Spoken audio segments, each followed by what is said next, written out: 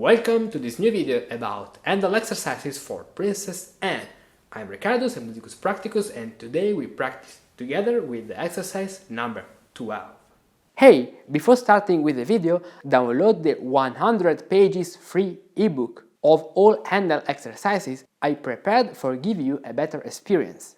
In this ebook you find all the exercises with the bass alone, all the exercises on a keyboard tablature, that means you can do every exercise in writing, some tips that can be useful for doing well the exercises, and a possible realization of each exercise.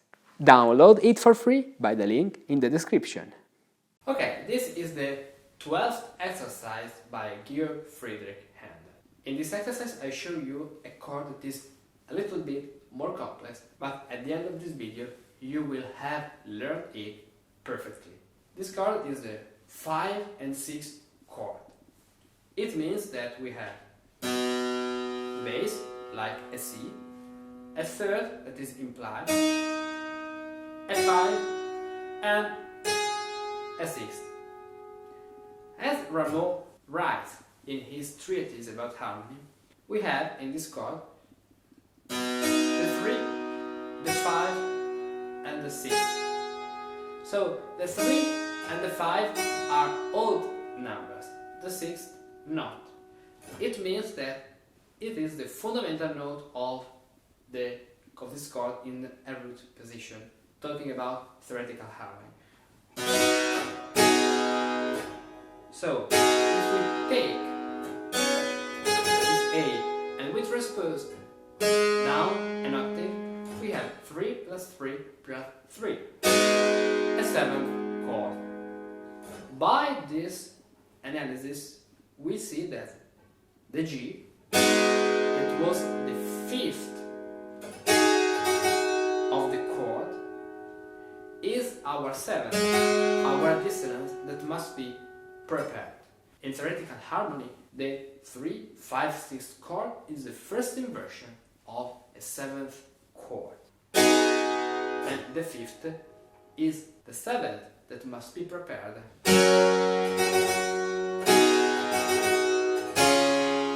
And must resolve. Okay, before passing to our exercise, let's see some sequences where this chord is really used. I'm talking about 5, 6 chord. One case is the following bass. When I have third down, second down, third down, second down, third down, second down, and then, for example, the cadence. In this case, I start with this chord, in this case with the third in the top voice, second position. Then I have a 5, 6 chord. The 5th is the B. For that, we have to prepare the B in the previous chord. The major, then we have the B. Then this suspension goes down. This A will be the 5th of the next 5, 6 chord. Resolution, then the same, and the final chord. As you can see, look at my 4th finger and at my thumb of the left hand.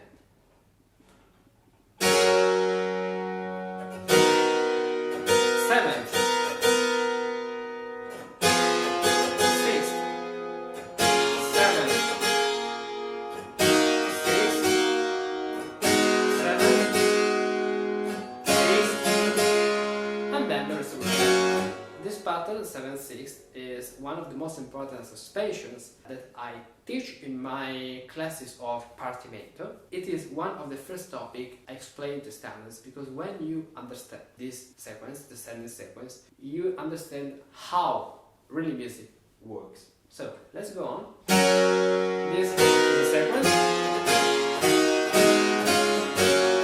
We can play this sequence also in the third position, so with the 5th in the top voice. In this case, we will have 2, 3, 2, sixth.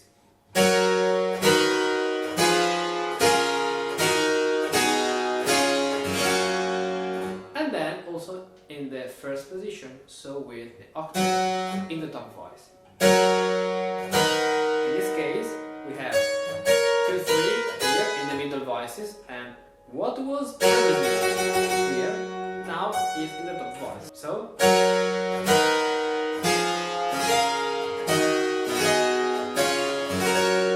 in this way. Okay, now we are ready for practicing our exercise. First of all, the key is D minor and the time is a common time. So let's read the video. This exercise is really long, but it will help you a lot.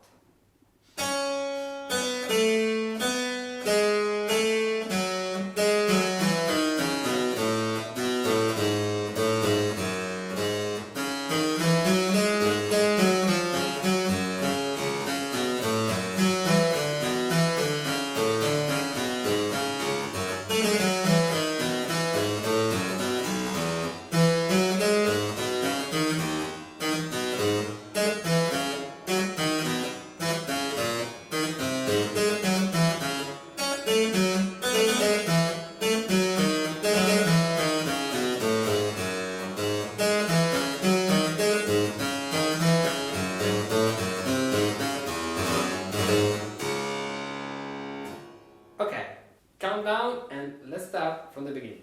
I start in the second position, so with the third in the top voice. Passing tone, 5, 6 chord. When you practice for the first time this chord, ask yourself what's the fifth F, because this note will resolve down.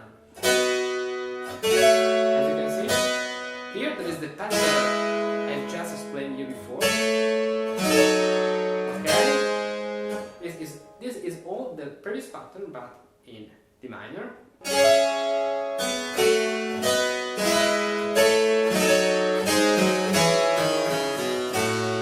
5, 6 chord, then the same.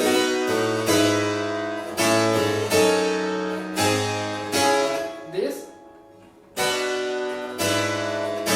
is the previous pattern, but with the diminutions in the bass instead of so. Okay, then I jump with the unison here for not making parallel fifth. So unison, 4, 3, then look at this passage. 3. This 3 is the fifth of the next chord. Then what we have? We have this and this with a diminished bass. Then 4 and 6 chord, both the 4th and the 6th are prepared. Solution, then 6, 3 and 5 chord. Here I catch the opportunity for changing the position. 5 and 6 chord, 3 and 5 chord, 5 and 6 chord, 3 and 5 chord, 5, 6 chord with the flat that will go first to the third, and then the sharp. Look at the sequence.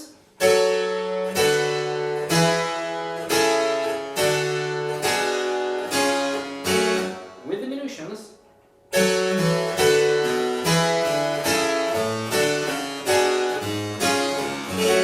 you can see, the second down, as you can see, the third down belongs to the chord, and the next diminution is and the following diminution is only a passing tone. This belongs, then passing tone, this belongs, and then the cadence. Okay? Also in this point I catch the opportunity for changing the position. Here we have the same sequence. In this way.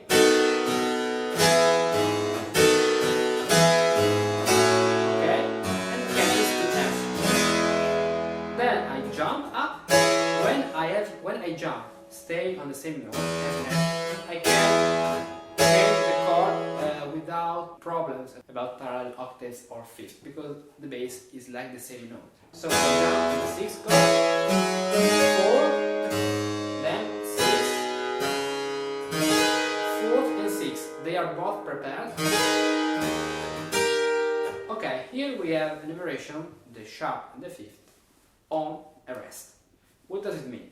Here the harmonic rate is on the semi-minima, so it means that this harmony refers to the note that just follow the rest, in this way.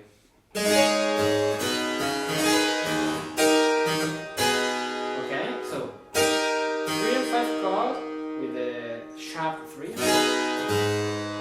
then 6.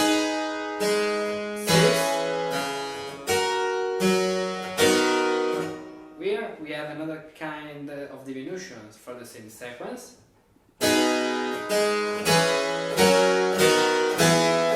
Then take us to a cadence, to D minor, but be careful, it is the same sequence with another figuration in the bass.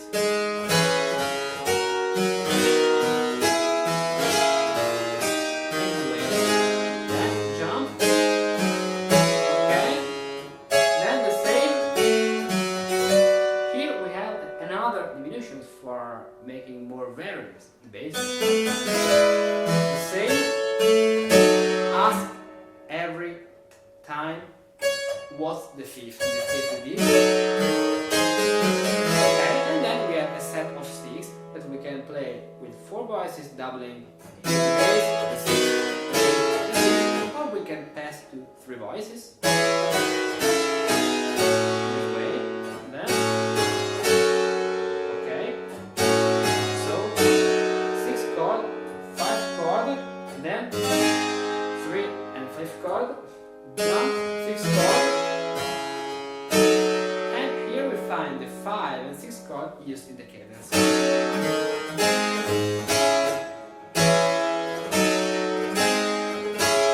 In compound cadences we find a lot of times it is like a common pattern for finishing and making a final cadence. This 6 chord, then the 5-6 chord, and then the sharp chord, and then the chord of the final cadence. So, okay. Now only change of positions. Okay, 3 and 5 chords, change positions,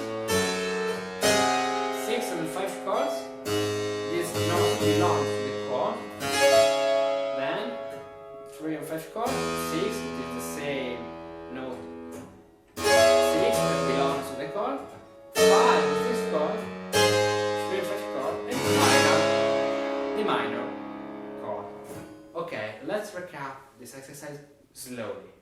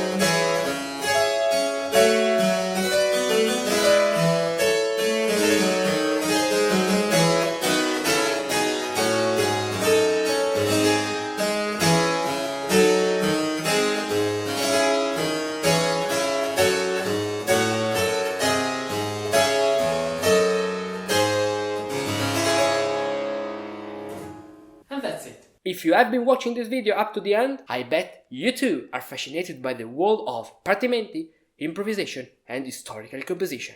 For us musicians of the 21st century, it's important and fundamental to know these techniques and the way in which the great masters of the past used them artfully to compose the extraordinary music we play today.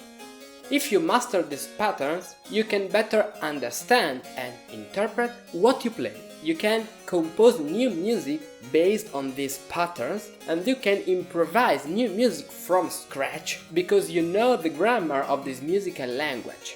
For that, I created Improvisation Elements, a set of several improvisation exercise videos, for each of which you can download a PDF to practice whenever you want. Improvisation Elements is an ambitious project and is reserved for those who support my work on Patreon. Every week I upload new Improvisation Elements videos on different topics, sequences, scales, cadences and more. All these videos are organized at the following page. So now subscribe a membership on Patreon, choose the exercise you want to practice and become an improviser.